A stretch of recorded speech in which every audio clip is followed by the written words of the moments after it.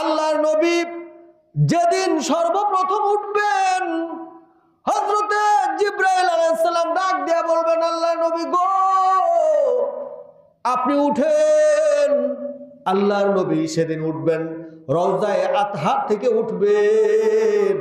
ওয়া হুয়া ইয়াবকি ওয়া ইয়াকুল আইনা উম্মতি, কান্নারত অবস্থায় উঠবেন আর ডাক দিয়ে বলবেন, আমার উম্মত কই, আমার উম্মতকে আমি তো দেখছি না, জাহান্নামের পাদদেশে চলে গেছে কিনা। জিবরাইল আলাইহিস সালাম ডাক দিয়ে বলবেন, হাবিব আল্লাহর নবী, আল্লাহর রাসূল, ও আল্লাহর নবী, আপনি সর্বপ্রথম উঠলেন, আপনার ডান দিক থেকে আবু বকর রাদিয়াল্লাহু তাআলা আনহু উঠবেন, বাম দিক থেকে উমর রাদিয়াল্লাহু তাআলা আনহু উঠবেন, পায়ের নিচ থেকে এমন একজন সাহাবী উঠবেন যার দাম, যার মর্যাদা আল্লাহর কাছে এত বেশি।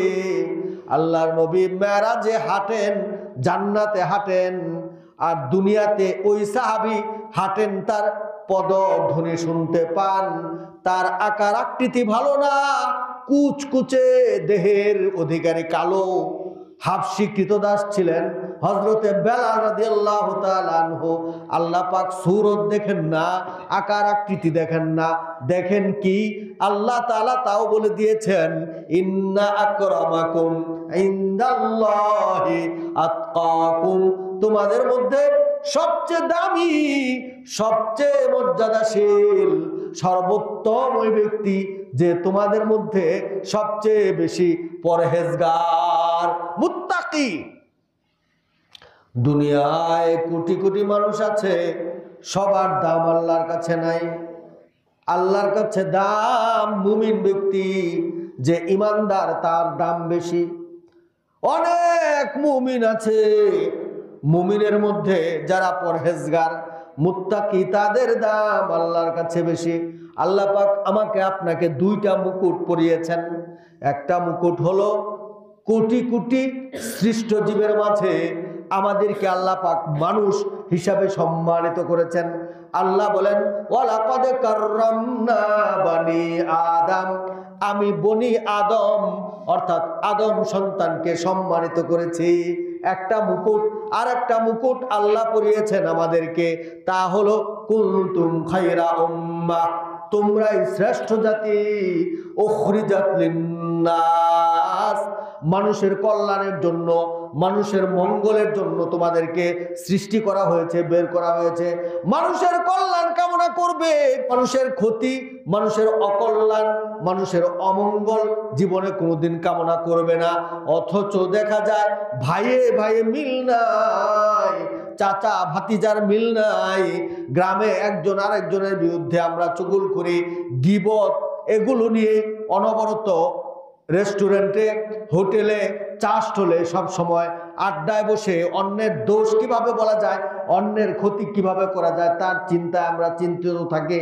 অথচ আল্লাহর নবী বলেছেন, আল মুসলিমু মা সালিমাল মুসলিমুন মিন লিসানিহি ওয়া ইয়াদিহি, খাঁটি মুসলমান ওই ব্যক্তি যার জবান, যার আচার আচরণ, ব্যবহার, ওঠা বসা, কৃষ্টি, কালচার, তাহজিব, তামাদ্দুন, সংস্কৃতি, এগুলো অন্যের ক্ষতির কারণ হয় না, এবং যার হাত থেকে অপর মুসলমান নিরাপদ থাকে, তার মানে অত্যাচার করে না, নির্যাতন করে না, জায়নামাজে সেই জায়নামাজটা নিয়ে সামনের কাতারে হাজির, 5 ওয়াক্ত নামাজ আদায় করে, আবার অন্যের পেটে লাথি মেরে টাকা উপার্জন করে, মনে রাখবেন সে তো খাঁটি মুসলমানই হতে পারে নাই।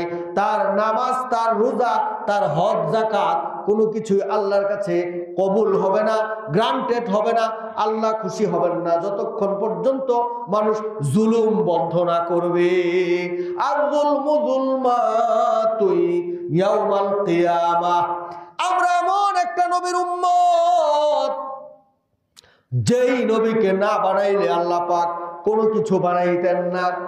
আল্লাহর নবী, বিশ্ব নবী, সরকারে দুজাহান মুহাম্মাদুর রাসূলুল্লাহ সাল্লাল্লাহু আলাইহি ওয়াসাল্লামকে আল্লাহ বলবেন, হাবিব আমার, দোস্ত আমার, আপনি মাকামে মাহমুদে বসেন, আপনার জন্য সেটিং করা আছে, আপনি বসেন।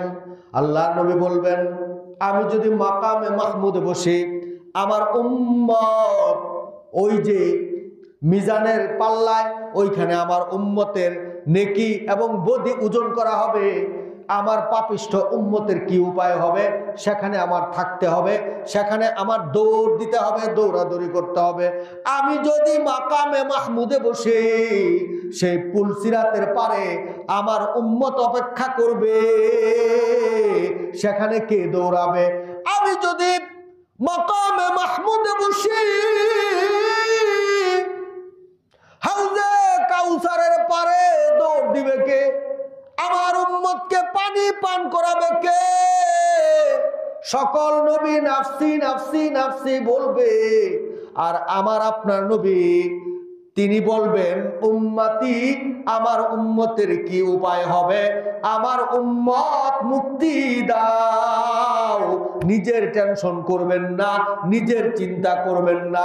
ওফাতের প্রাককালেও নবী কাঁদেন। জিবরাইল আলাইহিস সালাম জিজ্ঞেস করেন, কি ব্যাপার আল্লাহ নবী, আপনি কাঁদেন কেন?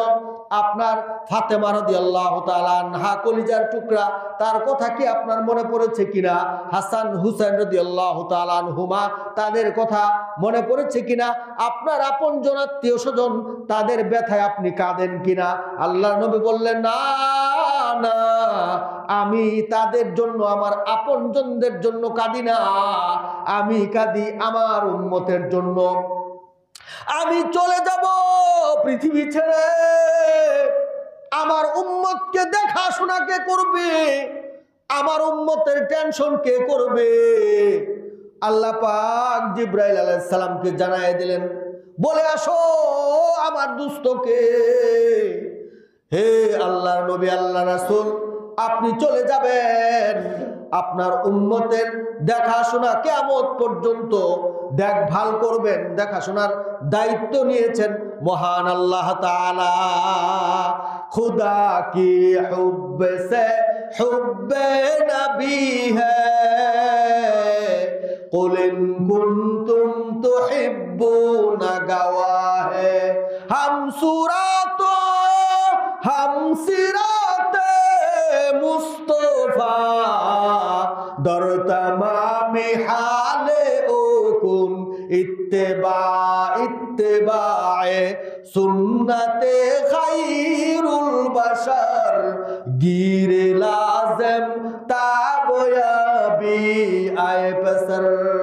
আল্লাহর নবী হাউজে কাউসারের পারে পানি পান করাচ্ছেন, একের পর এক আসছেন, পানির পেয়ালা হাতে দাঁড়িয়ে আছেন, তিনি পান করাচ্ছেন।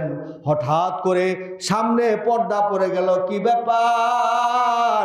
আমার অনেক উম্মত দেখলাম তারা কাতার বন্দী হয়ে আছে, সামনে পর্দা পড়লো কেন? ফেরেশতারা ডাক দেয়া বললেন, আল্লাহ নবী গো, আল্লাহ রাসূল গো, এরা আপনার উম্মত না। কেন আমার উম্মত না? তারা তো দাবি করলো,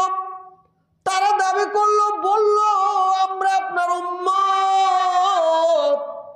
ফেরেশতারা বলে, না,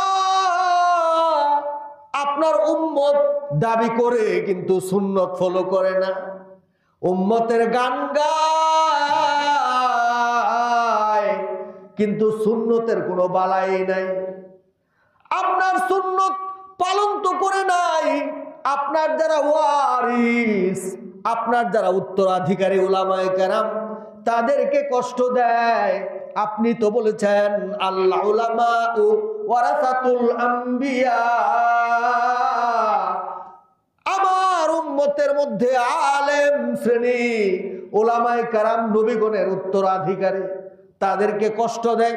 যারা সুন্নত পালন করে তাদেরকে ধিক্কার দেয়। আপনার সুন্নত পালন করে না, সুন্নত বলে চালায়া দেয় বেদাতকে। আল্লাহর নবী তখন রাগান্বিত হয়ে বলবেন, সুহকান সুহকান, দূর হয়ে যাও, দূর হয়ে যাও, তোমরা আমার উম্মত না।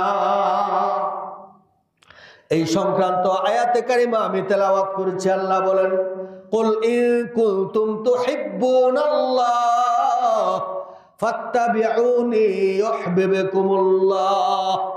আল্লাহ বলেন, হে নবী আপনি বলুন, তোমরা যদি আল্লাহকে ভালোবাসতে চাও, আল্লাহর ভালোবাসা পেতে চাও, আল্লাহ বলেন যদি তোমরা আল্লাহর ভালোবাসা পেতে চাও তাহলে আমি নবী আমার অনুসরণ অনুকরণ করো, আমার সুন্নত তোমার জীবনে বাস্তবায়ন করো।